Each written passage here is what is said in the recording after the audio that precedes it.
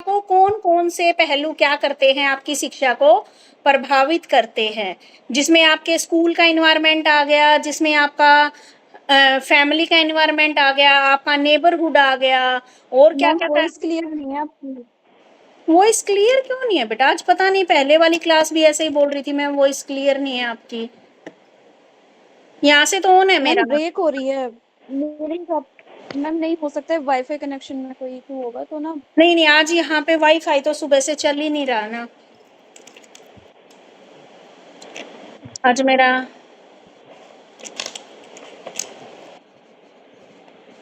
ठीक है। तो इसमें कौन कौन से फैक्टर हैं, समाज के कौन कौन से फैक्टर हैं जो आपकी एजुकेशन को क्या कर रहे हैं, प्रभावित कर रहे हैं। तो इसमें सबसे पहले बात आती है समाज के फैक्टर में, हमारी फैमिली, हमारे घर से ही शुरू हो जाता है जो हमारी शिक्षा को प्रभावित करते हैं। आपकी फैमिली आ गई, फिर आपका स्कूल आ गया, फिर आपकी क्या है, आपकी नेबरहुड आ गई, फिर आपकी पूरी सोसाइटी आ गई। ठीक है, तो ये और क्या क्या फैक्टर्स थे जो हमने पढ़े थे?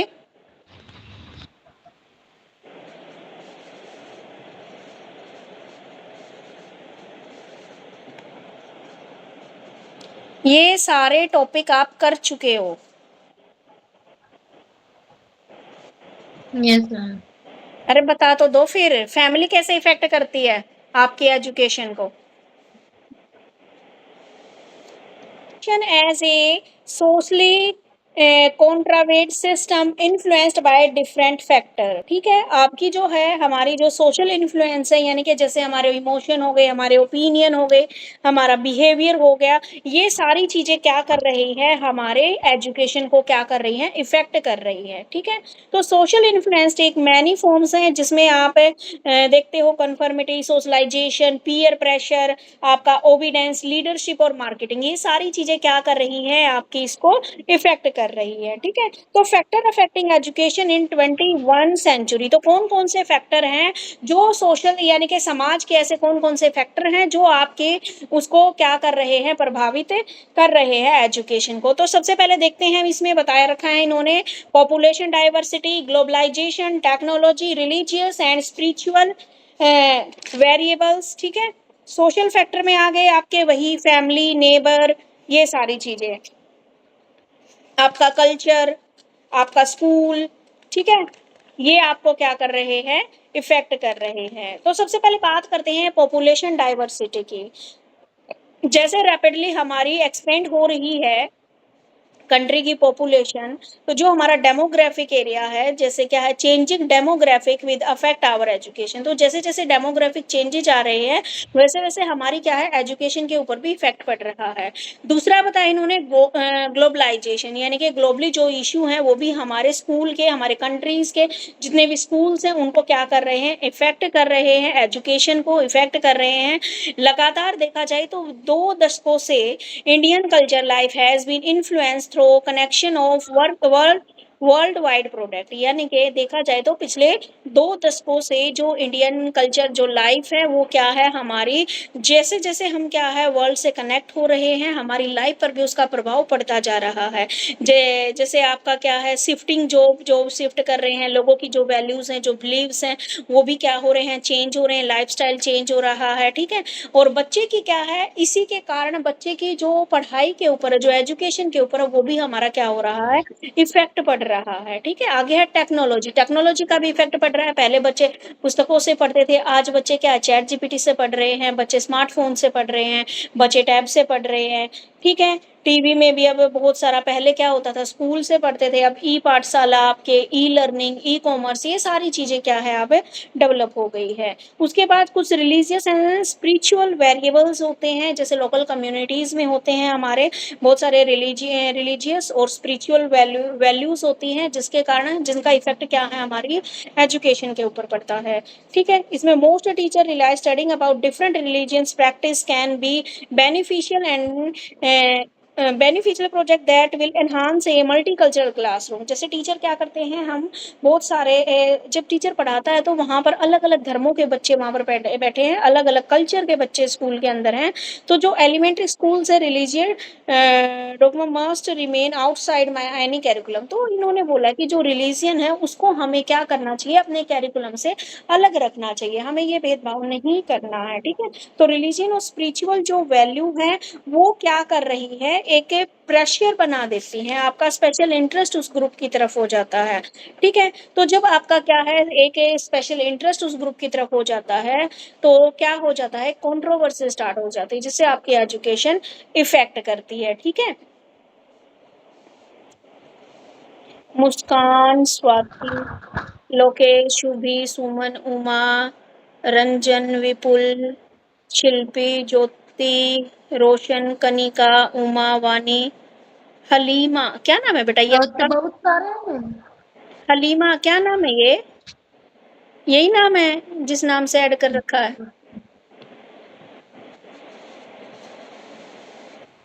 जी मैम बोलिए। ओके। तो क्या है, कई बार ऐसा होता है कि किसी टीचर का एक धर्म के प्रति अट्रैक्शन हो जाता है, तो वो क्या करता है, दूसरे धर्म को क्या करता है, उसकी बुराई करना शुरू कर देता है। ठीक है, वैसे तो क्या है, सब धर्म बराबर हैं, लेकिन जो जिस धर्म का उसको अपना ही धर्म अच्छा लगता है। तो जब ये चीजें ज्यादा आने लग जाती हैं एक टीचर के अंदर, तो भी क्या होता है, हमारी एजुकेशन के ऊपर इफेक्ट पड़ता है। रोशन रो मत, पूछ ले अपने आंसू। मैम भेदभाव बोले इसलिए। दूसरे धर्म को क्या है, वो सुपीरियर नहीं मानते, सिर्फ उन्हीं का धर्म क्या है, उसको सुपीरियर मानते हैं। ठीक है, तो उससे बैड इफेक्ट पड़ता है हमारी एजुकेशन के ऊपर। ठीक है, क्योंकि वो बच्चे सिर्फ धर्म की शिक्षा ले रहे हैं, वो जो एक्चुअल में जो एजुकेशन है उसको नहीं ले रहे। तो जो हमारी रिलीजियस और जो हमारी स्पिरिचुअल जो वेरिएबल्स हैं वो भी हमारी एजुकेशन को इफेक्ट कर रहे हैं। हमें क्या है, धर्म की एजुकेशन को क्या है, अपने कैरिकुलम में ऐड नहीं करना है, ये बात हमें यहाँ पर बताई गई है। अब सोशल फैक्टर क्या बताए गए हैं इन्होंने, कि जैसे हमारे कुछ ट्रेडिशनल अप्रोच है या ट्रेडिशनल जो अथॉरिटेटिव जो इंस्टीट्यूशंस हैं वो हमारी क्या कर रही है, प्रभावित कर रही है। ठीक है, हमारी वीकनेस, ट्रेडिशनल एजेंसी, सोशलाइजेशन। ठीक है, हमारी फैमिली में क्या है, हमारी फैमिली के जो भी ट्रेडिशन हम फॉलो कर रहे हैं वही, तो वो सारी चीजें क्या कर रही है, हमारे इसको इफेक्ट कर रही है। ठीक है, उसके बाद नई टेक्नोलॉजी है हमारे ऊपर, जो स्किल एप्लीकेबल है, अफेक्टिव लर्निंग है। ठीक है, हमारे जो मोटिवेशन मिलता है, मोटिवेशन हमारे फैमिली सपोर्ट, ये सारी चीज़ों से हमें मोटिवेशन मिलता है। अगर हमें मान लीजिए सही ढंग से मोटिवेशन नहीं मिलता है तो हम क्या कुछ नहीं कर पाते। तो ये भी क्या कर रहा है, हमारे उसके ऊपर इफेक्ट डाल रहा है। जो एजुकेशन सिस्टम है, अगर मान लीजिए डेमोक्रेटिक क्लास की बजाय अगर आपकी अथॉरिटेटिव क्लास चल जाए, यहाँ पर मान लीजिए मैं आपको बोलने का मौका ना दूं, सिर्फ पढ़ाती रहूं 2 घंटे ऐसे ही भूख भाग के चली जाऊं, तो तुम क्या करोगे, तुम्हारा सब कुछ सर के ऊपर से जाएगा। तो इन्होंने बोला है रोशन तू भी कैसे कैसे क्या करता रहता, आज मैंने गलत पढ़ा दिया क्या? मैम मैम फिर हम लोग बुराई करेंगे ना, इसलिए अंगूठा नीचे किए। अच्छा अच्छा, मैं बुराई करूंगी? नहीं, ठीक है। तो जो मतलब हमेशा ऐसे करते हैं आपके लिए डेमोक्रेटिक में। ठीक है, तो सोशल फैक्टर क्या है, ये हमारी लर्निंग के ऊपर, जैसे देखो अच्छे इफेक्ट है तो बेटा किसी चीज के बैड इफेक्ट भी पड़ते हैं। ठीक है, तो जो जैसी सोच हमारी, हम समाज में जैसे में रह रहे हैं तो उसका इफेक्ट, हमारी फैमिली की जैसी विचारधारा है वही विचारधारा हमारे अंदर आती है। ठीक है, तो वो हमारी इसको एजुकेशन को क्या कर रही है, अफेक्ट कर रही है। ठीक है, बस इस बुक में तो भाई इतना सा ही दे रखा, कुछ ज्यादा कुछ दे नहीं रखा इस बुक में।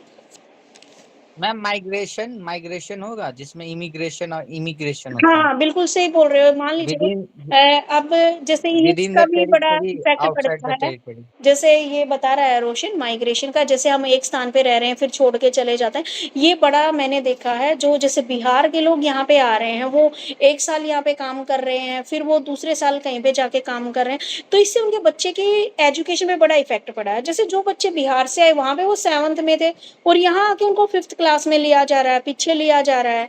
ठीक है, तो इसका कारण क्या है, क्योंकि बीच बीच में कहीं कहीं पे रह रहे, स्टेबिलिटी नहीं है, तो उसके कारण भी क्या हो रहा है, हमारी एजुकेशन के ऊपर बैड इफेक्ट पड़ रहा है, वो भी हमारी एजुकेशन को प्रभावित कर रही है। और कारण तो बहुत सारे थे, इकोनॉमिकल स्टेटस भी आया था कि कई जगह पर ऐसा है कि जो स्टडी को अफोर्ड नहीं कर पाते तो भी बच्चे नहीं पढ़ पाते हैं, तो उसका भी इफेक्ट पड़ता है। मेरे को सारे याद नहीं आ रहे, लेकिन बहुत सारे कारण थे इसके।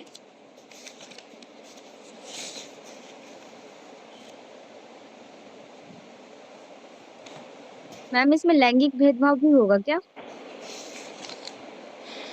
लैंग्वेज, हाँ भाई, थोड़ा बहुत इशू आ सकता है बच्चे को। मान लीजिए अब यहाँ का बच्चा है, हरियाणा का बच्चा गुजरात में चला जाए और गुजराती में ही सारी चीजें पढ़ा रहे, तो भी उसकी क्या होएगी, इफेक्ट होएगी एजुकेशन। नहीं मैम, लैंगिक भेदभाव बोल रही हूँ। जेंडर बायसनेस, हाँ। हाँ, जेंडर नहीं बायसनेस नहीं का नहीं मैम। टॉपिक कैसे? इसने ये पूछा बेटा सोसाइटी के क्या क्या टॉपिक इसको प्रभावित करते हैं। अच्छा अच्छा। लेकिन ये हो सकता है बेटा जेंडर मैम बायसनेस का स्टीरियोटाइपिंग वाला, कि लड़कियों को आगे पढ़ने का मौका नहीं दिया जाता, लेकिन इसमें ओवरऑल ये मैम एजुकेशन उसमें चलेगी। सामाजिक वाले के अंदर ये पार्ट ऐड हो सकता है ना, लैंगिक सामाजिक जब कारक जो होता है उसके अंदर ये ऐड हो सकता है।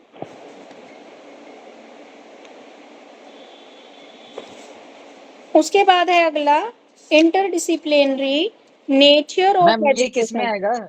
ये ये सरकारी नीति किसके अंदर आ जाएगा? अभी सरकारी जैसे मान लीजिए अभी नीट का पेपर, जैसे अभी नीट का पेपर हुआ और क्वेश्चन आउट हो गया, तो बहुत के गार्जियन ऐसे होते हैं जो अपने बच्चों को मौका देते हैं हॉस्टल में रहने का। फिर है कि मान लीजिए बहुत बच्चे वापस आ गए होंगे, अब वापस नहीं जाने दिया जाए, हो सकता है कि वो इतना ही सेविंग करके रखे हो कि बच्चे को इतनी।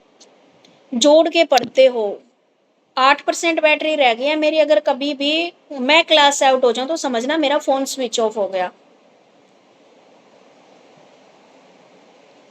ठीक है, तो इंटरडिसिप्लिनरी कि जोड़ के जब आप क्या कर रहे हो, एक या दो से अधिक सब्जेक्ट्स को आप क्या कर रहे हो, जोड़ के जब आप पढ़ते हो, तो वो क्या कहलाता है, आपका इंटरडिसिप्लिनरी अप्रोच कहलाता है।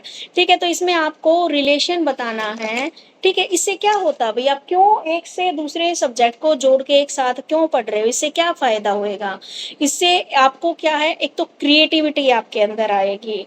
ठीक है, आपका जैसे मान लीजिए आप हिंदी में भी वही टॉपिक पढ़ा रहे हैं संज्ञा वाला, इंग्लिश में आप नाउन पढ़ा रहे हैं, तो ये आप एक टॉपिक को दो अलग अलग जगह पर पढ़ा रहे हैं, तो वही टॉपिक आप हिंदी में पढ़ा दो, वही टॉपिक इंग्लिश में पढ़ा दो, तो इससे क्या है, बच्चे को अंडरस्टैंड करने में ईजी रहेगा। ठीक है, और रिमाइंड अच्छे से कर पाएगा, उसकी इंटेलेक्चुअल लेवल बढ़ेगा। ठीक है, और इंजॉय कर पाएगा इंटरडिसिप्लिनरी अप्रोच को। ठीक है, जैसे मैंने तुम्हें पढ़ाया था ना पिछली बार फर्स्ट ईयर में, सारे सब्जेक्ट्स की जो बुक निकलवाई थी, आपके टीचिंग जो सब्जेक्ट थे पेडागोजी वाले, इंग्लिश, हिंदी, मैथ, जिनकी एक साथ सारी यूनिट्स कंप्लीट करवाई थी। ठीक है, कि आप एक लेसन प्लान बनाना सीख लो, उससे आप क्या करोगे, बस टॉपिक चेंज करना है और सभी में आपको ऐसे ही स्टेप्स को फॉलो करते हुए चलना है। अब इसका आपको बताया गया है फिलोसफी के साथ क्या संबंध है, फिर साइकोलॉजी के साथ, सोशोलॉजी के साथ, इकोनॉमिक्स के साथ और एंथ्रोपोलॉजी के साथ। तो जो फिलोसफी डिपार्टमेंट है वो एग्जामिन करता है एफर्ट को, जो पास्ट के जो थिंकर्स हैं अंडरस्टैंड करने के लिए, वर्ल्ड के या पीपल जितने भी संसार का जो भी अनुभव है उसके आधार पर ये क्या कर रहा है, एफर्ट जो लगाए गए हैं पास्ट के थिंकर्स ने उनको एग्जामिन करता है, फंडामेंटल क्या प्रॉब्लम थी उनको एड्रेस करता है, गाइड करता है और समझने में हेल्प करता है। ठीक है, तो सिंस जो हमारी फिलोसफी है, फिलोसफिकल जो आइडिया है, वो हमारे ह्यूमन बिहेवियर को या ऑल काइंड ऑफ इंक्लूडिंग जैसे artistic, political and economic student of humanities should find their understanding their topic, ताकि क्या है, प्रभावित करते हैं, किसको प्रभावित करते हैं, जो हमारी फिलोसफिकल जो आइडियोलॉजी है वो हमारे एक ह्यूमन के बिहेवियर को बहुत तरीके से प्रभावित करती है। ये हमें क्या है, डेप्थ में नॉलेज लेने की बात करती है, ये प्रोवाइड करती है हमें एनालिटिकल स्किल्स प्रोवाइड करती है। ठीक है, हमें जीने का एक पर्सपेक्टिव हमें बताती है, ताकि हम डिसीजन इजी ले सके और सबका क्या है, वेलफेयर हो सके। ठीक है, सबका कल्याण हो सके। तो ये सिर्फ इसने फिलोसफिकल में लिखा है। एक है साइकोलॉजी, साइकोलॉजी में क्या बताया गया है, ज्योति तूने लिख रखे हैं बेटे ये सारे? मैम मैंने लिख नहीं रखी बुक में, मतलब सही दिया हुआ है, ये बुक जो है मेरी हिंदी वाली सही दिया हुआ है इसमें। हाँ तो एक बार पढ़ दे इनको, मेरे को आज मजा नहीं आ रहा पढ़ने हाँ में। मैम क्यों बेटा आप चुप रखना थोड़ा सा, ठीक है? ओके बेटा। मैम इसमें फर्स्ट है ये जो relationship between education and philosophy, शिक्षा और दर्शन में घनिष्ठ संबंध है। प्रसिद्ध